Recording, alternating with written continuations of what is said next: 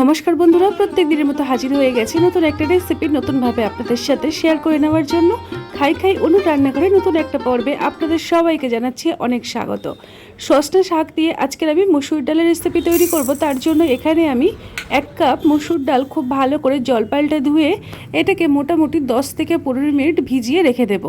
খুব একটা বেশিক্ষণ ভিজিয়ে রাখার প্রয়োজন পড়বে না। দেখুন আমি ভালোভাবে জল পাল্টে নিয়েছি। এখন এটাকে ঢাকনা দিয়ে সাইড করে দেব ভিজিয়ে রাখার জন্য। যতক্ষণে ডালটা ভিজবে তার মধ্যে বাকি কাজগুলো করে নেওয়া যাক। আমি এখানে দেখুন সজনে শাক নিয়েছি, আর এগুলোকে এই রকম একটা করে ডাটির থেকে পাতাগুলোকে ছাড়িয়ে নিতে হবে। তবে সবার প্রথমে আপনারা একটু চেক করে নেবেন সজনে পাতার পেছনটায়। দেখুন আমি আপনাদেরকে দেখিয়ে দিচ্ছি, এই পেছনে না ছোট্ট ছোট্ট শুয়োপোকার ডিম থাকে বা ছোট ছোট পোকা থাকে, সেগুলোকে বেছে নিয়ে তারপরে ভালোভাবে এইরকম পাতাগুলোকে ছাড়িয়ে নিতে হবে। রেসিপিটি একদম সহজ সরল, তবে ভীষণ টেস্টি হয়, একবারে হলেও ট্রাই করে দেখবেন। আমি আপনাদেরকে আরও একটা পাতা এইভাবে ছাড়িয়ে নিয়ে আপনাদেরকে দেখিয়ে দিচ্ছি। খুব সহজভাবে ছাড়িয়ে নেওয়া যায়, খুব একটা বেশি সময় লাগে না, কথা বলতে বলতে ছাড়িয়ে নেওয়া যায়। তো একই রকম পদ্ধতিতে সমস্ত পাতাগুলো দেখুন আমি ভালোভাবে ছাড়িয়ে নিয়েছি। এখন এগুলোকে ভালো করে 2 থেকে 3 বার জলটা পাল্টে আমি পরিষ্কার করে পাতাগুলোকে ধুয়ে বেছে রেডি করে নিলাম। এবারে রেসিপিটি তৈরি করব। সবার প্রথমে শাকটাকে একটু সিদ্ধ করে নিতে হবে, কারণ সজনে শাক অন্যান্য শাকের তুলনায় খুব তাড়াতাড়ি কিন্তু নরম হয় না, একটু গোটা গোটা বা শক্ত হয়ে থাকে। তার জন্য আমি এখানে একটা বিশেষ উপকরণ অ্যাড করব। এই শাক একদম মোমের মতো গলে যাবে। তো আমি অল্প একটু জল গরম করে তার মধ্যে লবণ আর হলুদ দিয়েছি। তার মধ্যে আমি সমস্ত সজনে শাক, যেটা আমি আগের থেকে বেছে ধুয়ে পরিষ্কার করে রেখেছিলাম, সেটাকে দিয়ে খুন্তি দিয়ে নাড়িয়ে চাড়িয়ে দিলাম, আর দিয়ে দিলাম খুব সামান্য পরিমাণে খাবার সোডা।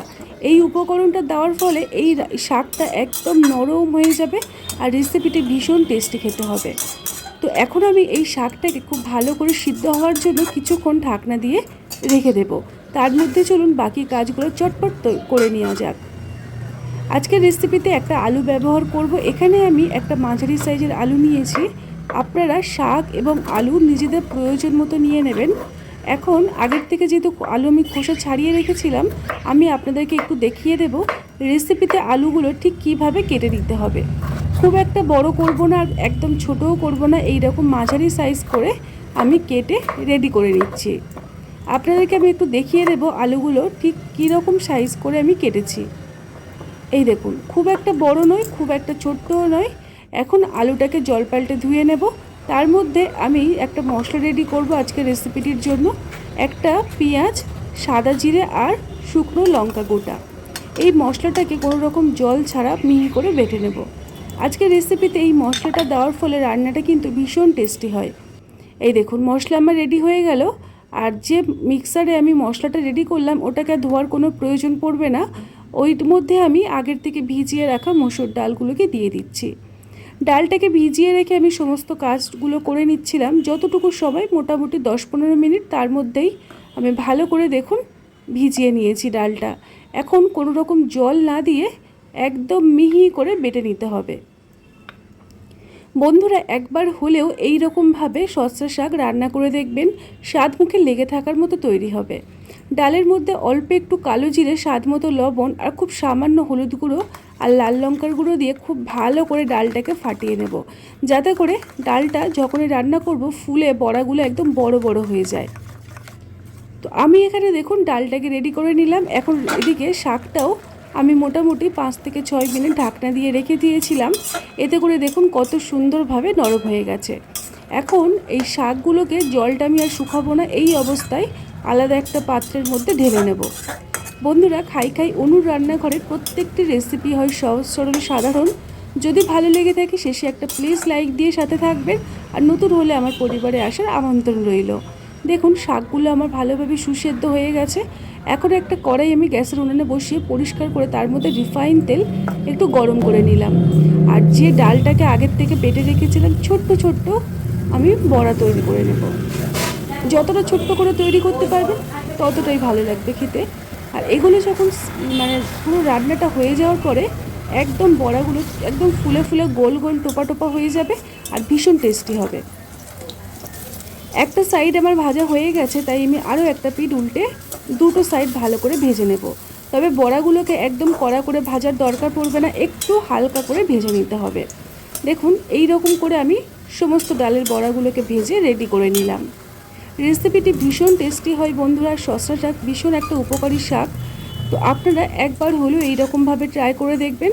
একটুও তিতকুড়ি ভাব তো লাগবেই না, তার সাথে ভীষণ টেস্টি হবে। প্রত্যেকটা ডালের বড়া একই রকমভাবে ভেজে রেডি করে নিয়েছি। এবার ওই তেলের মধ্যে শুকনো লঙ্কা, তেজপাতা আর ফোড়নে দেব 5 ফোড়ন। এই 5 ফোড়নটা দেওয়ার জন্য এই রান্নার স্বাদটা কিন্তু ভীষণ ভালো হয়।